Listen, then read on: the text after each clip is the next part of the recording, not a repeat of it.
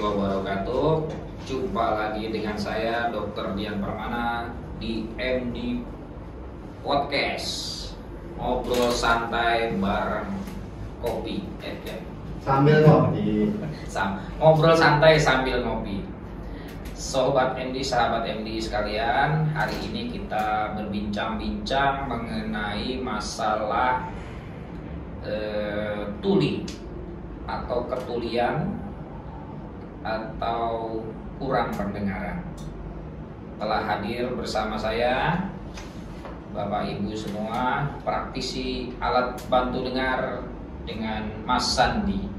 Ya, selamat siang, sore apa malam nih? Tayang ini nanti. Ya, oke. Siang, salam buat sore. semua ya. Mas Ya, Sandi. selamat siang menjelang sore. Mas Sandi sehat ya? Alhamdulillah sehat toh. Kembali dokter sehat. Alhamdulillah. Mas Sandi ini adalah seorang praktisi yang sudah tidak diragukan lagi, Ya, mudah-mudahan. yang telah malang melintang di dunia alat bantu dengar. Iya dok. Setuju ya? Ya, insya Allah. Ya, saya sudah lebih dari 15 tahun mungkin. Udah 15 tahun ya? Menggeluti di bidang pemeriksaan pendengaran dan alat bantu dengar. pemeriksaan pendengaran dan alat bantu dengar. Betul dok. Ya, Mas Sandi ini adalah kepala bagian dari Hearing Aid and Speech Center Mitra Diani.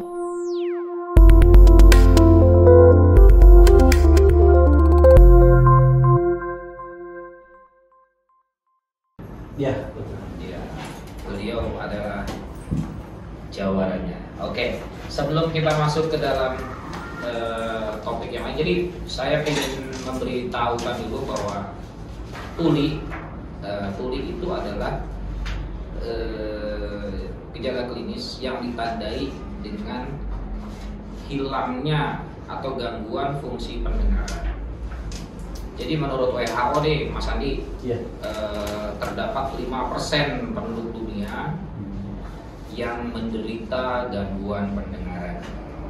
Kata Seluruh dunia. Seluruh dunia. Jadi lumayan banyak juga tuh, 5%, Banyak. sekitar 400 jutaan Ya. alat bantu dengar. Jadi kita kasih tahu dulu ke sahabat Mitra Diani nih bahwa sebenarnya proses mendengar itu kan Tuhan itu maha sempurna ya, menciptakan alat bantu dengar. Jadi gelombang suara atau gelombang bunyi ditangkap oleh bagian dari telinga luar gitu kan. Nah, masuk ke dalam gitu kan. Dan jadi gelombang suara itu dirubah menjadi gelombang listrik yang akhirnya ke otak, menjadi kita bisa mendengar. Ya. Begitu ya. Jadi prosesnya seperti itu. Nah, ini kan ada bagian-bagiannya nih. Ada bagian telinga luar, ada bagian telinga tengah, ada bagian telinga dalam. Ya. Jadi kalau dibilang tuli, sebenarnya kan tuli kan ada 3 nih, Mas Andi ya. Iya. Ada tuli konduktif, tuli penghantaran, ada tuli neurosensoral di bagian sarafnya, atau campuran daripada keduanya, ini neurosensoral dan kognitif, gitu kan. Nah, penyebabnya itu apa aja tuh? Ya, nanti dijabarkan satu persatu. Jadi kalau dilihat dari struktur anatominya, bisa aja terjadi gangguan di telinga luar, tulinya itu ya, bisa terjadi gangguan telinga luar, gangguan telinga tengah, dan juga gangguan di otaknya atau di sarafnya. Nah, itu 3 penyebab utama terjadinya tuli atau gangguan pendengaran. Nah, sekarang tata laksana penanganannya. Tata laksana penanganannya itu disesuaikan juga dengan gangguan yang terjadi pada organ-organ tersebut. Kalau misalnya di bagian telinga luar, dia kenapa? Misalnya ada sumbatan, ada serumen yang mengeras, gitu ya. Nah, di bagian telinga tengah, misalnya ada gangguan di sarafnya atau apanya, begitu juga dengan di bagian dalam atau pada saraf otaknya, gitu ya. Nah, saya sekarang fokus pada screening ya. Jadi biasanya terjadi gangguan pendengaran itu terjadi pada usia yang masih muda atau yang sudah tua ya. Nah, ini yang paling sering terjadi kan pada anak-anak nih. Iya. Pada anak-anak dan orang tua ya Mas Adi ya. Iya, betul. Pada anak-anak dan orang tua yang sering banget terjadi gangguan pendengaran, dan yang paling urgent itu adalah pada anak-anak yang masih dini. Iya. Ya, karena bahayanya gangguan pendengaran adalah proses tumbuh kembangnya akan terganggu ya, seperti itu ya. Jadi tolong Mas Adi ceritakan kenapa pada anak-anak itu sangat penting ya, dan bagaimana cara pemeriksaan dan sebagainya. Silakan Mas, dikasih waktu. Ya, baik.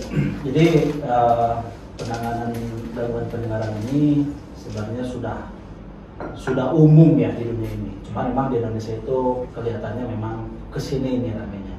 Jadi kalau saya memulai pemeriksaan pendengaran itu kalau nggak salah tahun 2001. Jadi kalau anak-anak itu kasusnya masih jarang seperti dok, gitu kan. Memang kesadaran orang tua atau mungkin bahkan profesional sekalipun gitu ya belum mengenal adanya screening pendengaran pada saat itu gitu ya.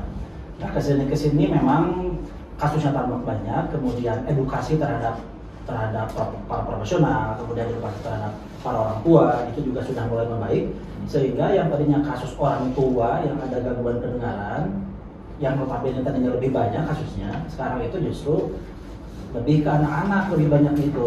Kenapa gitu? Karena memang screening pendengaran itu terus jalan dong.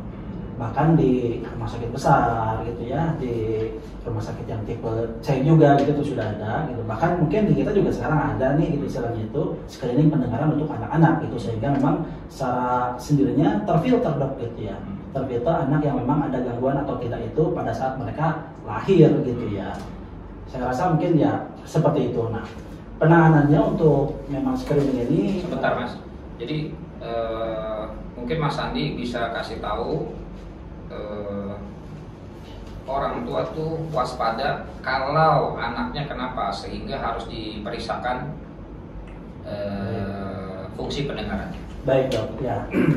Jadi ada beberapa gejala memang yang bisa kita lihat sebelum bagi orang tua nih yang harus waspada ketika memang ada kemungkinan anaknya itu ada gangguan pendengaran. Pertama ketika memang hamil gitu ya, itu terkena TORS gitu ya, tokso gitu, rubella seperti itu gitu, atau sering disebutnya sama orang tua itu ya campak Jerman begitu dok gitu ya. Jadi yang apa tuh namanya yang bintik-bintik merah di tangan atau badan begitu dok ya kira-kira. Itu biasanya jadi memang infeksi pas kehamilannya. Ya pas kehamilannya itu memang mayoritas memang melahirkan anak dengan adanya gangguan pendengaran gitu dok. Ya.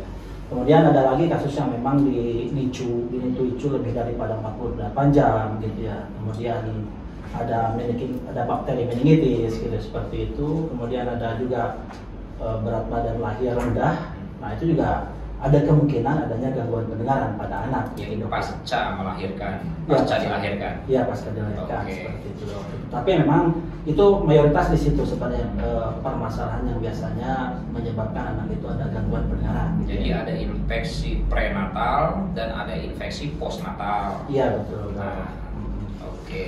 Nah, apa gejala awal yang harus diwaspadai pada orang tua nih terutama nih? Ya. Ini anak apa kok beda atau gimana gitu, Mas Adi bisa jelaskan?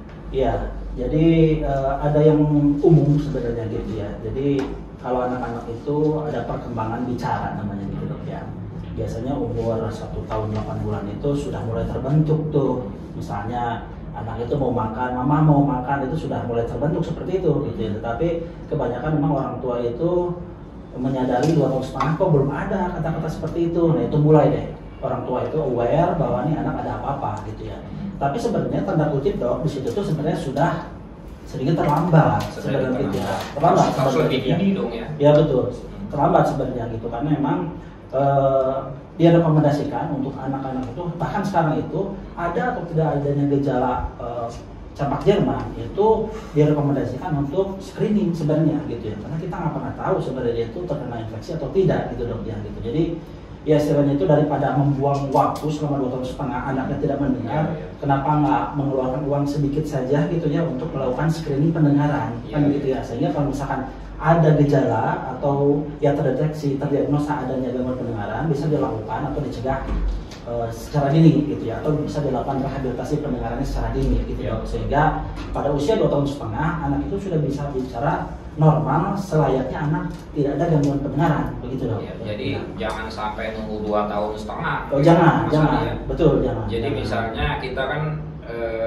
pada balita nih, ya, atau jangan balita dong ya, bayi lah di bawah 1 tahun gitu kan biasanya dia merespon gitu kan, merespon dipanggil atau dengar sesuatu gitu kan. Betul. Dia merespon ketika ada benda jatuh atau apa. Nah itu adalah hal-hal yang umum pada tumbuh kembang anak. Apabila kita menemukan keganjilan ya, jadi keganjilan ini bayi umur 6 bulan, dia punya nama, misalnya Guntur, tur gitu kan, dipanggil kagak nengok gitu kan, malah asik aja gitu. Nah kita harus waspada juga tuh Mas Adi ya, lebih cepat, lebih dini, lebih baik penanganannya dan tumbuh kembangnya akan terbantu dengan baik. Gitu ya. Bahkan orang tua banyak itu yang ngomong ini anak kok terlalu anteng. Kebanyakan begitu, gitu. Suara gede nggak merespon, gitu ya. Suara apapun kayaknya anteng aja tuh, gitu ya. Suara pintu didobrak pun dia nggak bereaksi, gitu ya. Nah, biasanya orang tua tuh banyak yang ngeluh seperti itu. Itu juga gejala yang betul-betul nyata sebenarnya gitu, bahwa memang anaknya ada problem dengan pendengarannya, gitu. Jadi ya kalau sudah menemukan tanda-tanda tersebut, nah orang tua harus waspada. Waspada betul. Nah langkah awalnya Mas, kita waspada tuh seperti apa Mas? Jadi timbul dari kecurigaan itu, gitu ya, orang tua memang harus segera memeriksa anaknya untuk dilakukan pemeriksaan pendengaran dong namanya, gitu. Jadi untuk memastikan saja bahwa anaknya itu betul-betul normal atau memang ada gangguan pendengaran dong, begitu ya. Karena kalau misalkan secara subjektif kan nggak bisa gitu, dipanggil ketak-ketok kita nggak tahu ukurannya gitu ya. Karena gangguan pendengaran itu ada yang ringan, berat, sedang, gitu ya, gitu macam-macam gitu. Jadi memang langkah pertama baiknya orang tua itu segera membawa anaknya ke klinik gitu dong, untuk dilakukan pemeriksaan pendengaran. Nah dari situ kan ketahuan. Bisa ke dokter THT dulu atau gimana ya Mas ya? Ya, pada umumnya sekarang memang anak itu kalau langsung ke dokter THT itu bisa gitu istilahnya itu, atau biasanya ke dokter anak juga nggak masalah gitu ya, karena dokter anak biasanya juga merujuknya juga ke dokter THT biasanya begitu ya, karena emang orang tua ya biasanya lebih pede kalau anaknya ditangani dengan dokter anak biasanya begitu pengalamannya gitu. Tapi banyak juga sih yang ke dokter THT gitu, itu mungkin kita serahkan kepada orang tua. Tapi poinnya di sini adalah sesegera mungkin ya orang tua itu memeriksakan anaknya gitu ya, supaya cepat ditangani kalau ada permasalahan di pendengarannya gitu dong. Ya betul. Jadi mungkin dekade belakangan ini juga seringnya munculnya anak berkebutuhan khusus Mas Andi. Iya. Ya kan? Jadi anak berkebutuhan khusus baik itu tingkat tertinggi ASD atau Autism Spectrum Disorders ya, atau ADD Attention Deficit Disorders, ADHD misalnya Attention Deficit Hyperactivity, itu anak yang hiperaktif tuh lari-larian gak jelas gitu kan. Dipanggil nggak nengok, dia melakukan sesuatu yang tanpa ada juntrungannya gitu loh, bahasa Betawinya gitu Mas. Nah itu juga mungkin perlu ya Mas ya, perlu diperiksakan gitu ya. Betul. Jadi untuk menentukan dia tuh sebenarnya tuli atau gangguan lainnya gitu ya. Nah itu gimana tuh Mas? Wajib itu malah ya diperiksa ya? Ya betul, itu sangat direkomendasikan untuk diperiksakan dong gitu. Karena memang kita menemukan banyak kasus gitu ya, yang anaknya itu memang terlihat seperti autis, terlihat sangat hiperaktif gitu ya. Nyatanya memang dia itu ada gangguan pendengaran gitu ya. Ya setelah diperiksa memang ternyata ada gangguan pendengaran, dan hiperaktifnya itu memang dipicu dari dia nggak bisa mengekspresikan kemauannya kan sebenarnya gitu ya. Kalau anak normal itu bisa, kalau mau minta makan itu mau makan gitu ya, kalau dia kan nggak bisa masalahnya. Jadi ditunjukkan dengan perilaku tersebut gitu. Kasihan sekali sebenarnya ya Mas. Ya betul dong. Nah itu tanggung jawab orang tua penting banget. Betul. Apalagi Mas Adi? Ya jadi kalau untuk anak-anak saya rasa mungkin itu gitu ya, yang memang yang tadi kita sebutkan gitu ya. Selebihnya ya memang sedikit sekali kasus memang anak itu yang ada gangguan dengar setelah mereka lahir gitu ya. Biasanya memang anak-anak itu mayoritas memang kebanyakan di bawah lahir dok, seperti itu ya gitu. Begitu dok. Oke. Nah kalau sebagian besar tuli juga pada manula dok. Ya. Mas Andi, Ya. sebagian besar tuli itu terjadi pada lansia. Ya, Ya, betul. biasanya muncul karena pengaruh obat-obatan, Ya, misalnya. betul. Terus mungkin ada ya karena udah tua, penyakit degeneratif gitu kan. Jadi alat-alat di dalam telinganya juga mulai terganggu gitu kan. Nah, apa bedanya pemeriksaan pada anak dan pada manula, Mas Andi? Baik, jadi pemeriksaan pada anak dan pada manula itu sebenarnya tujuannya sama. Tujuannya sama. Untuk melihat apakah ambang dengarnya itu normal atau tidak gitu dok ya. Cuman metode pemeriksaannya yang membedakan gitu. Kenapa dibedakan? Karena anak-anak itu tidak bisa sekooperatif orang tua gitu ya. Kalau orang tua kan ditanya ini dengar enggak gitu ya. Iya. Ya dengar gitu begitu. Tapi kalau bayi atau anak-anak kan nggak mungkin gitu. Istilah itu dikatakan seperti itu gitu. Sehingga memang untuk mengetahui adanya gangguan dengar di kedua range usia ini diperlukan dua pemeriksaan yang berbeda gitu ya. Kalau orang tua itu bisa dengan audiometri nada murni gitu ya. Kalau anak-anak itu bisa dengan ASSR disebutnya itu gitu ya. Nah, kedua pemeriksaan ini akan menghasilkan gambaran ambang dengarnya gitu ya. Apakah itu normal kah atau ada gangguan dengar kah, seberapa parah kah gangguan dengarnya gitu. Itu akan diketahui setelah dilakukan pemeriksaan itu dok. Oke. Jadi sekarang kita masuk ke teknik pemeriksaan pendengaran. Baik. Jadi kalau pada anak-anak namanya pemeriksaannya ASSR. Ya, betul. Pada orang dewasa ada dua pemeriksaan. Ya. Pemeriksaan audiometri dan pemeriksaan ASSR. Ya, betul. Yang bisa dilakukan di klinik Mitra Dian. Nah, coba jelaskan Mas Andi sedikit aja nih biar ini kan pencerahan nih. Ya, kan? baik. Apa sih metode pemeriksaan ASSR tuh saya juga gak ngerti dokter. Ya baik dok. Jadi pemeriksaan ASSR ini adalah sebuah pemeriksaan yang dilakukan untuk anak-anak yang belum kooperatif gitu ya.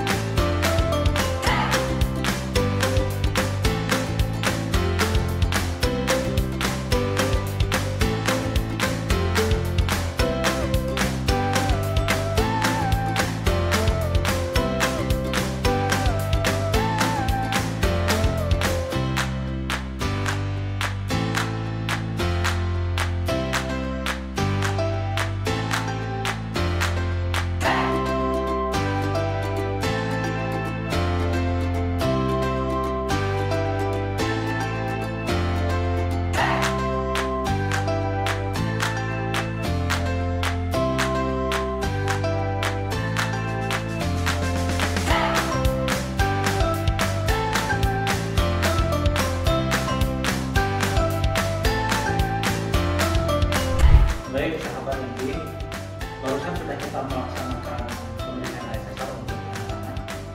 Jadi hasilnya sudah kita dapatkan seperti ini. Kedua telinganya normal semua dan hasilnya bagus.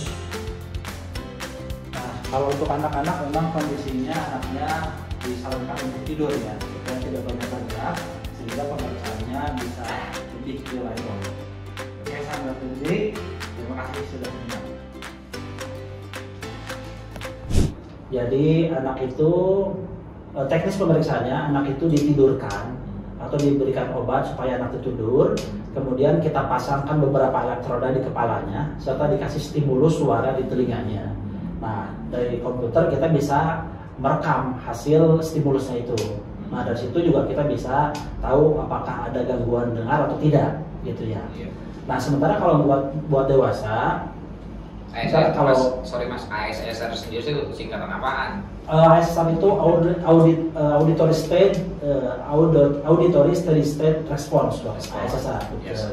Dulu ada namanya BERA ya? Ya betul, BERA. Apa bedanya BERA dengan ASSR, Mas? Nah kalau BERA, ya dulu kalau BERA dengan ASSR itu memprediksi hal yang sama. Oke, ASSR itu adalah pemeriksaan lebih detail dibandingkan dengan BERA. Ya. Gitu ya. Di ASSR itu akan memberikan gambaran kepada kita seberapa parah kondisi pendengarannya dan di frekuensi berapa saja gitu ya. Itu akan diketahui kiri dan kanan. Kiri dan kanan. Nah, sementara kalau BERA itu memberikan gambaran seberapa berat tetapi tidak detail frekuensinya dok, gitu ya. Itu yang membedakan sebenarnya. Nah, tetapi memang ada keunggulan dok di BERA itu gitu. Jadi kita bisa mengetahui apakah ada permasalahan di retrokoklearnya, istilah itu begitu. Jadi saraf pendengaran setelah koklea ke batang otaknya ada masalah atau tidak gitu. Itu kelebihan daripada BERA. Sementara kalau ASSR tidak bisa mendeteksi hal itu gitu ya.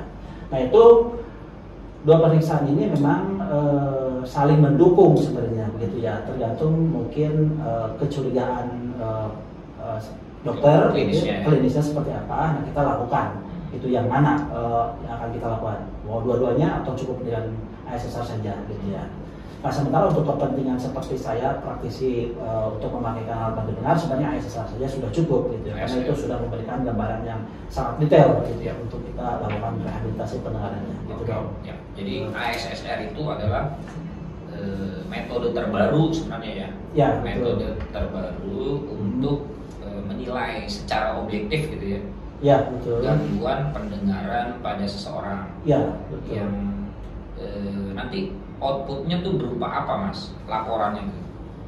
Outputnya itu berupa audiogram. Audiogram. Jadi ya dokter itu lebih ahli di sini.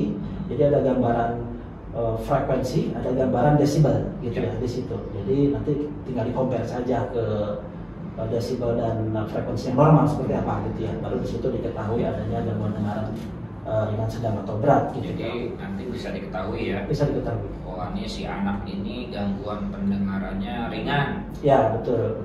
Gangguan pendengarannya sedang. Ya, gangguan berat gitu. Dan ya, itu betul. nanti menentukan apanya tuh?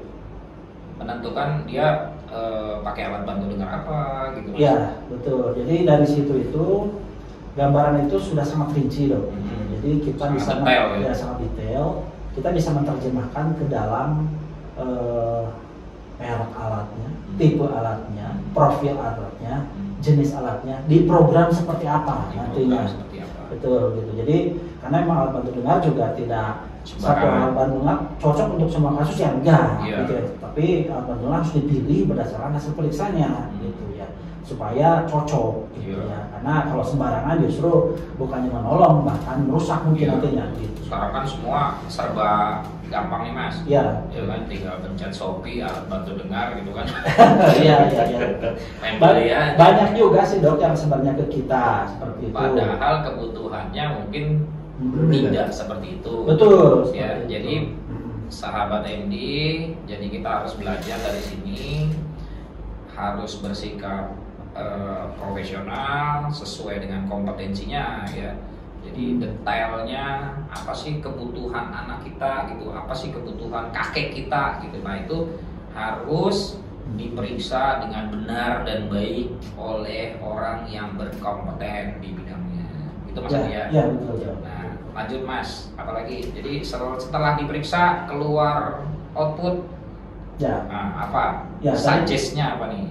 Ya, tadi kita sebenarnya udah menyinggung nih dok. Jadi setelah keluar tadi audiogram, gitu ya, itu tuh kita terjemahkan ke dalam spesifikasi alatnya, gitu. Baru setelah itu kita lakukan pencetakan telinga, gitu. Karena untuk pasang alat bantu dengar kan sebenarnya tidak bisa langsung pakai gitu ya, tapi secara akustik harus terukur dengan baik, gitu ya. Telinganya harus dicetak. Harus dicetak tentu. Oh, tidak semudah itu Ferguson.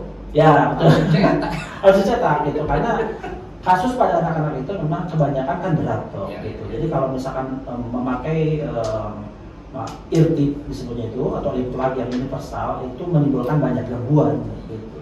Dan pengalaman kita memang anak-anak ketika memang suara itu tidak sempurna dia terima, bukannya dia mau pakai gitu, malahan dia buang, Malah nggak nyaman. Betul, karena ketidaknyamanan dia mau pakai gitu. Jadi betul-betul harus presisi ya. Ya, kita harus presisi, harus hati-hati gitu ya kalau memasarkan alat bantu dengar kepada anak-anak gitu. Dan juga dia kan tumbuh dan kembang. Ya, Ya kan, berarti nanti umur tertentu harus kontrol gitu kan, disesuaikan Ya. lagi alatnya gitu ya, ya. betul. Yang benar kan seperti itu masa dia Ya, Mas? betul. Jadi ada follow up-nya di situ. Ada follow up ya. Ya, betul. Jadi tidak pakai sekali seumur hidup gitu ya. Anak-anak tuh tumbuh betul dok gitu. Cetakan telinga juga harus diganti.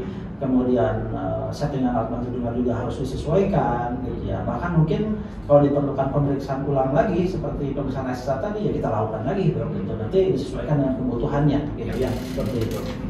Nah, netizen kan pengen tahu nih Mas. Ya. Alat bantu dengar tuh ada berapa tipe gitu kan, dan range harga kali ini ya. Ya. Jadi kan harus dikasih tahu juga nih ya kan, ternyata ada yang murah, ada yang mahal, ada yang apa gitu kan. Nah, gimana Mas? Ya, jadi informasi saja ini dok. Jadi alat bantu dengar itu beredar di pasaran ya dok. Bahkan kita beli di toko-toko online sebenarnya, yang harganya mungkin bisa kisaran 200.000, 300.000 gitu ya. Nah, kalau alat bantu dengar yang sudah FDA approved disebutnya itu gitu ya, yang memang notabene sudah clinically proven gitu dok. Memang harganya cukup mahal ya. Untuk ya kisaran harganya berkisar antara 5,5 juta sampai dengan puluhan juta gitu ya. Nah itu kenapa bisa kok jauh banget range harganya seperti itu? Nah itu ada beberapa faktor gitu. Apa Yang aja? tadi pertama ya hasil periksanya. Hasil periksaan. Ya makin berat hasil periksanya, harganya juga makin lumayan. Kemudian yang kedua adalah teknologinya. Teknologinya makin mutakhir, makin bagus, gitu, makin mahal juga. Dan ketiga nih dok, modelnya. Model ingin bergelantungan di belakang telinga atau model yang tidak terlihat. Yang kecil. Nah, makin kecil juga, ya makin mahal juga. Jadi yang termahal itu yang mana? Yang kasusnya berat, modelnya kecil, teknologinya paling mutakhir. Nah itulah yang paling mahal dok, kira-kira begitu. Iya tuh. Ya, tapi kalau buat anak ya jangan coba-coba. Ya betul. Ya kasih yang terbaik. Ya betul. Betul, Dan ya. memang harus yang teruji dok. Yang teruji dan Betul. sudah terstandarisasi. Ya harus ada standarnya. Jadi kita nggak bisa coba-coba memang betul Betul. buat anak itu. Iya. Kita coba yang ini, coba ini karena murah gitu nggak bisa sebenarnya gitu. Ya kita akan pasangkan alat bantu dengar yang memang sudah teruji saja dok. Yang sudah teruji. Iya kan kita nggak mau main-main dong dengan umurnya anak. Betul nggak dok? Betul. Iya, Jadi dipasang. manfaatkan golden period pertumbuhan anaknya ya sampai kira-kira umur 5 sampai 6 tahun tuh kan sawar darah otaknya udah mulai menutup. Nah, Ya. itu betul-betul harus dimanfaatkan para orang tua yang budiman sekalian. Jangan lengah, jangan abai terhadap gangguan-gangguan anak Anda. Itu Mas Andi ya? Iya betul. Oke.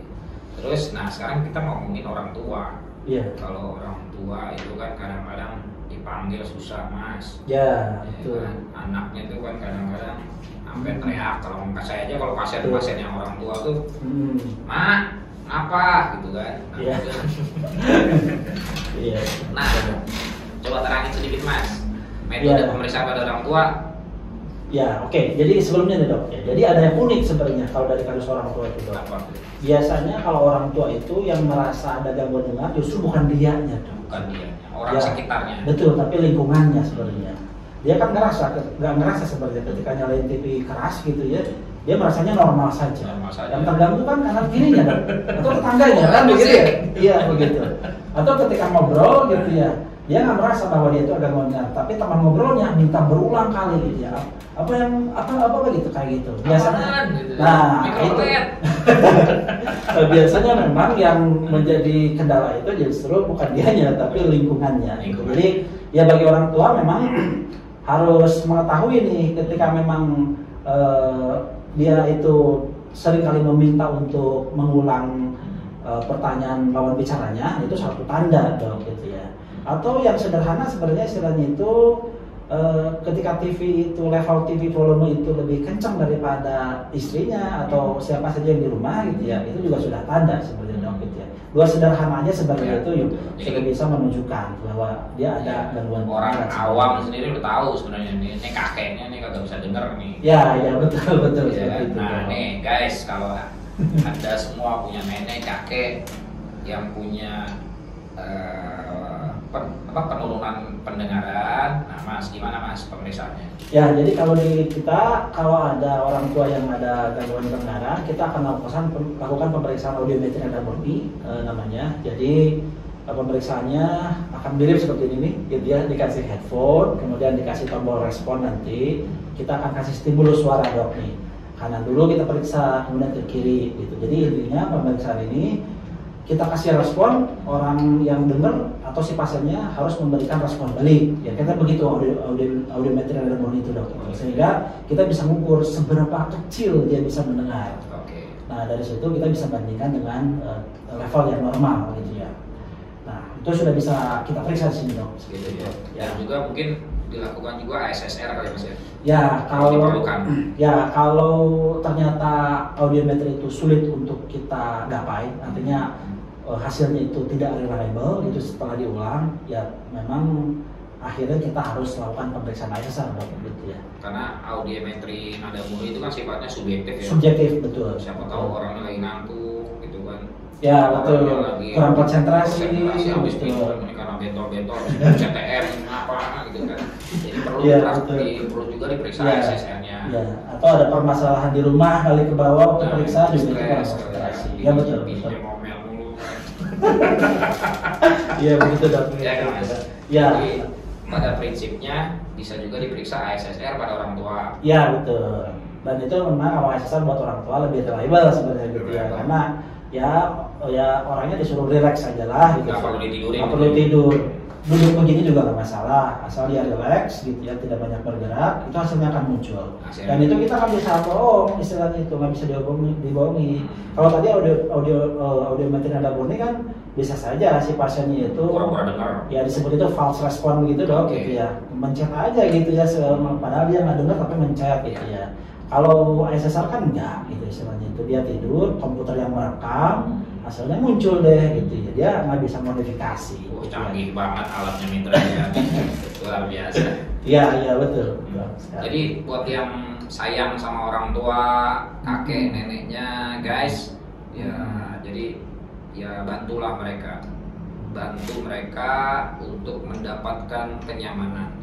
Ya Mas ya betul. Dengan membantu mereka sebenarnya kita juga membantu lingkungan. Ya kan, jadi TV-nya nggak perlu kencang-kencang lagi gitu kan. Ya betul. Ya kan, nggak perlu suaranya dikencengin gitu kan. Dan kalau ada apa-apa juga mereka jadi gampang respon. Ya betul. Ya, jadi buat yang sayang sama orang tuanya, periksakan orang tua, anak-anak, bayi ya ke Hearing Aid Center. Hearing and Speech Center Mitra Diani. Mitra Diani. Ya. Waduh, jam prakteknya kapan Mas? Setiap hari Selasa. Gini. Oke, ya di sini nih. Ya silakan gitu. Ada di sini nih gitu ya. Setiap hari ini. Setiap hari Selasa. Setiap hari Selasa. Ya. Pukulnya dari jam berapa? Sore ya? Sore, setiap sore. Setiap sore, setiap hari Selasa bersama Mas Sandi. Teman-teman Mitra Diani bisa memeriksakan pendengaran daripada orang tua, anak-anak, bayi. Sebenarnya range umurnya sih semua yang memerlukan pemeriksaan karena gangguan fungsi pendengaran. Ya Mas Andi ya? Iya betul. Ya. Apalagi Mas Andi yang pengen ditambahin? Saya rasa cukup ya dok? Cukup? Ya. Oke. Nah, gimana ya? Closing statement nih Mas Andi, kenapa tuh? Ya baik. Saya mengutip dari seseorang aja dok ya, yang memang berkaitan sekali dengan adanya gangguan pendengaran dan gangguan bicara. Kalau para netizen kenal nih dengan Helen Keller, dia pernah bilang bahwa we are never happy until we try to brighten the lives of others. Gitu. Waduh, apa Apa tuh Mas? Nah, dia itu ya istilahnya itu ya kita terjemahkan bebasnya aja gitu ya. Kita nggak pernah bisa bahagia loh dok gitu. Kalau misalkan kita nggak pernah nyoba untuk membahagiakan orang lain lah kira-kira begitu. Nah kita juga buat sama dok sebenarnya. Kenapa kita ada filosofi seperti itu? Karena dengan kita periksa, dengan kita selesaikan permasalahan pasien, kita membantu mereka untuk happy kembali di kehidupannya gitu dok. Oke, luar biasa ini filosofinya. Baik. Iya, kalau Mas Andi punya filosofi kayak gitu, saya juga punya filosofi. Apa tuh dok? Ada preman sangar di pasar Cikini. Cakepnya mana coy? Cakep. Kalau butuh alat bantu dengar, datang dong ke Mitra Diani. Mas Andi, terima kasih banyak. Iya sama-sama dok. Mudah-mudahan kita dikasih sehat terus. Amin. Bangsa ini sehat terus, Amin. ya kan? Supaya bisa bangkit dari pandemi ini, Amin. ya kan? Oke, salam sehat semua sahabat Mitra Diani. Saya Dr. Dian Permana bersama Mas Andi. Saya Sandi. Wassalamualaikum warahmatullahi wabarakatuh. Waalaikumsalam. Salam sehat. Salam sehat.